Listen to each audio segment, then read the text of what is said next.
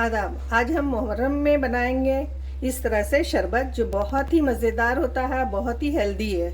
इसे हम साबूदाने से बनाएंगे। चले तो देख लेते हैं ये किस तरह बनेगा और इसमें क्या क्या चीज़ें जाएंगी। यहाँ पर हमने 1 लीटर दूध को अच्छे से उबलने के लिए रख दिया है।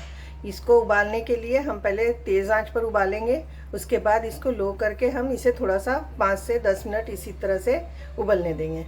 एक तरफ हमने दूध को उबलने के लिए रख दिया और इस तरफ अब हम बर्तन में 1 कप इस तरह से पानी डालेंगे। यहाँ पर हम जेली की तैयारी कर लेते हैं।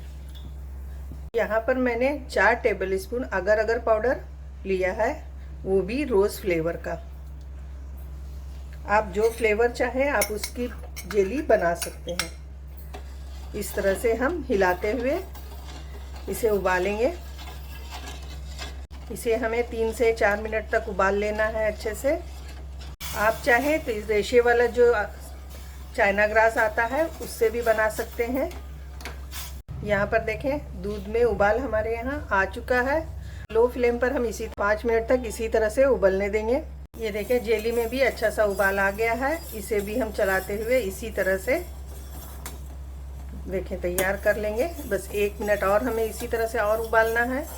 यहाँ पर मैंने एक प्लेट ले ली है। अब इसमें हम ये जेली जो है इस तरह से डाल देंगे सेट होने के लिए। यहाँ पर देखें मैंने इसमें थोड़ा सा कलर ऐड किया है और मैंने इस तरह से ये रेड जेली और ये ग्रीन जेली बनाने के लिए रख दिया है। अब इसे ठंडा होने देंगे हम 1 से 1.5 घंटे के लिए, ताकि अच्छे से ये सेट हो जाए। रेफ्रिजरेटर में रख देंगे ताकि अच्छे से सेट हो जाए।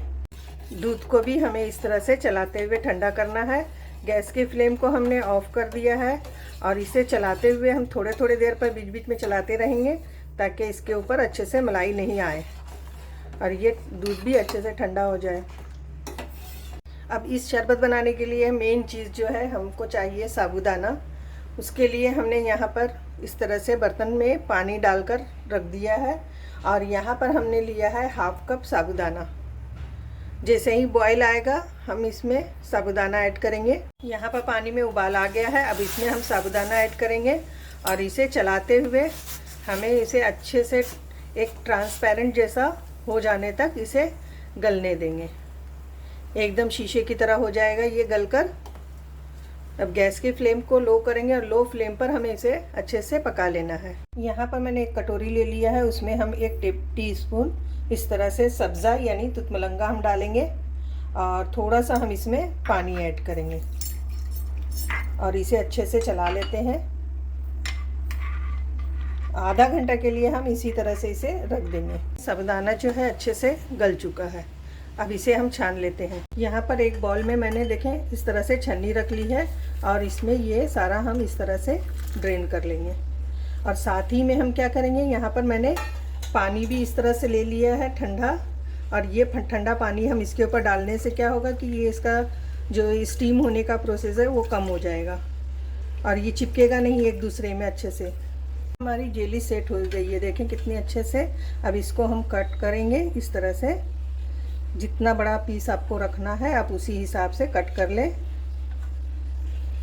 दूध भी देखें इस तरह से ठंडा हो चुका है। अब इसमें हमने जो साबूदाना जो है इस तरह से छान कर रखा है उसको ऐड करेंगे, इस दूध में डाल देंगे और इसे अच्छे से हम मिक्स कर लेते हैं।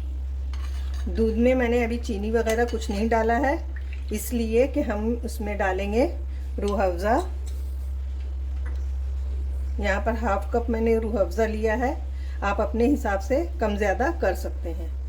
रूह अफ़ज़ा को मैंने मिक्स कर लिया है। अब ये जेली भी जो हमने कट करके रखी है इसको भी ऐड करेंगे। ये जेली का वीडियो मैंने बहुत बार आपको बताया है, आप उसी तरह से जेली बनाएं। ये देखें हमें सारी जेली ऐड कर लेना है। ये मैंने जो सब्ज़ा लिया है यानी तुतमलंगा वो भी मैंने ऐड कर दिया इस तरह से। अब इन सारी चीज़ों को हम मिक्स कर लेते हैं पहले। देखें कितना अच्छा शरबत हमारा लग रहा है, देखने में भी खूबसूरत है और बहुत ही मज़ेदार और बहुत ही हेल्दी ये आपका शरबत बनकर तैयार होता है। आप इसे मुहर्रम में बनाएं, गर्मी के दिनों में बनाएं, या आप जो है इसे रमज़ान में भी बनाकर पी सकते हैं। इस तरह से थोड़े से हम ड्राई फ्रूट्स ऐड करेंगे।